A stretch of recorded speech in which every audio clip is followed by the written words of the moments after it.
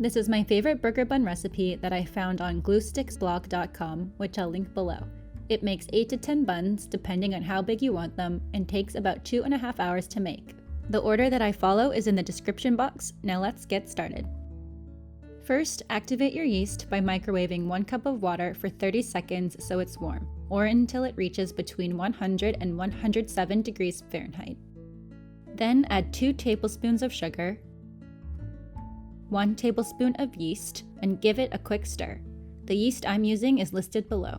Leave this to activate until it gets foamy, which takes about 5 minutes. In the meantime, grab a large bowl and add 2 tablespoons of butter. Since butter is expensive right now, I'm just using I can't believe it's not butter. Add 3/4 teaspoon of salt and 1 egg. I crack my egg into a separate bowl to catch small bits like this. A trick I saw somewhere to easily remove the shell is to use a bigger piece of shell to scoop it out. Now pour in your foamy yeast liquid. If your yeast doesn't look foamy, you'll have to redo that step. Next, add 3 cups of flour and stir in between each cup until the dough starts to come together.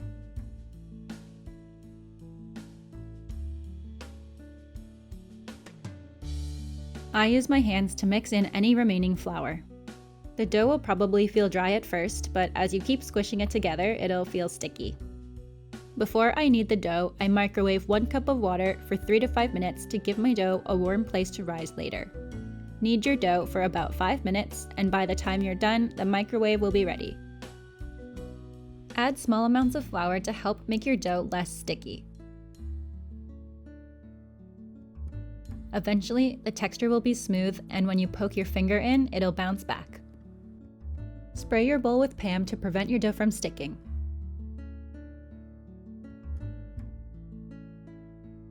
Leave your dough to rise for 1 hour.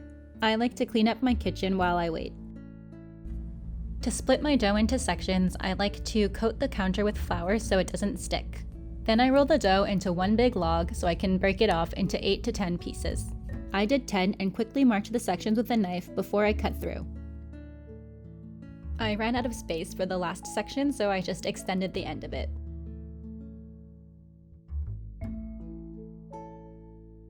This is how I roll mine into balls.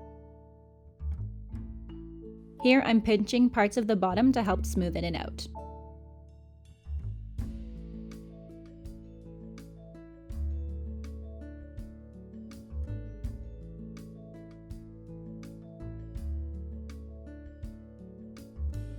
If you don't have reusable baking mats, you can put your dough onto parchment paper. I'm using 2 baking sheets because 10 buns won't fit without being super squished together when they bake. 8 buns will fit, you'll just have to cut them apart after they bake. This last dough ball was smaller than the others, so I just ripped a piece off of this one to add to the other. Once all the balls are ready, cover them with a damp towel and leave for 30 minutes to rise again. The damp towel will help the dough not dry out. When there's 7 minutes left to rise, that's when I start to preheat my oven to 350 degrees Fahrenheit to get it ready for baking later. Here I'm preparing the egg wash to make the buns shiny. The recipe says to mix with water, but I just used an egg. Before I put the egg wash on, I'm flattening the tops of the buns by pushing down gently. If the dough sticks to you like this, coat your hand in some flour. Use a basting brush to spread on the egg wash. If you don't have a brush, I've used the back of a spoon before, which is a bit messier and I had more egg drippage to wipe off the sheet, but it still worked. If you like sesame seeds, go ahead and sprinkle some on. And bake your buns for 20 minutes. The recipe says to rotate your pans halfway through, so that's what I'm doing now. And you can see how much they've already grown in size.